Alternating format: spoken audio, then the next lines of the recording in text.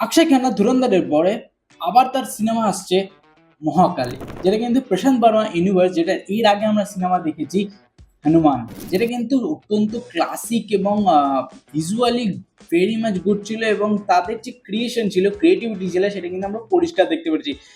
এছাড়াও কিন্তু অক্ষয় খান্নার main first গ্লিমসটা পুরোই অক্ষয় খান্নার উপরে এবার, যেটা কিন্তু শুক্রাচার্য রাক্ষস গুরু শুক্রাচার্যর পার্ট প্লে করছেন, এবং সেখানে তার যে ভয়েস ওভার, তার যে অরা ফার্মিং, তার যে সিনসগুলো এবং তার যে প্রেজেন্স রাখা হয়েছে, সেটা কিন্তু সত্যি অসাধারণ লাগছে, এবং দেখতে সত্যি মানে ভিজুয়ালি সো মাচ গুড। এটা কিন্তু কোনোভাবেই মানে বাজেট দিয়ে হাইপ করা হচ্ছে না, বা কোনো রকম মার্কেটিং করা হচ্ছে না যে এটা 4,000 কোটি বা 1 কোটি হবে।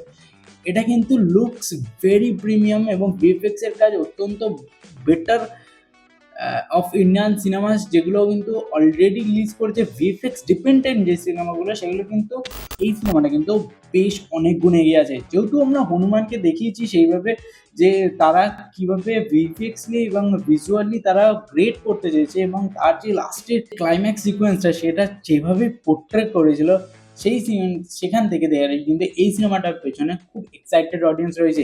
এবং অক্ষয় খান্না তার নিজের একটা অলরেডি অডিয়েন্স তৈরি করেছে ধুরন্ধরের পর থেকে, যার নামই এখন টিকিট বিক্রি হতে পারে।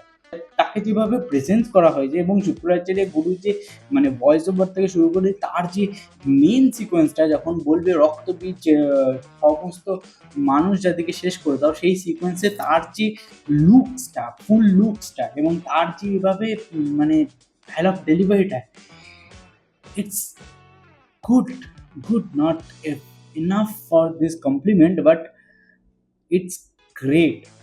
আর ইয়াং এজে যত না সে ভালো ভালো আইডিয়াস নিয়ে কাজ করেছে, সে এই এজে এসে এখন অনেক ভালো ভালো আইডিয়াস কাজ করছে, এবং সে তার অ্যাক্টিং পারফরমেন্স দিয়ে সেটাকে আরো বেশি পুল অফ করছে।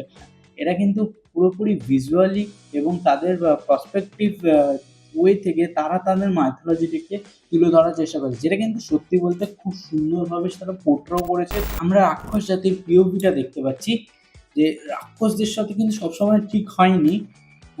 মানে দেব যারা ছিল, দেবতারা, তারাও কিন্তু রাক্ষসদের সাথে অন্যায় করেছিল, আর সেটা কি ধর্ম না অধর্ম, এই নিয়েও কিন্তু মানে রাক্ষসদের পিওভিটা আমাদের দেখতে হবে। এখন আমাদের বেশ বেশ এক্সাইটিং আমি এই সিনেমাটার জন্য।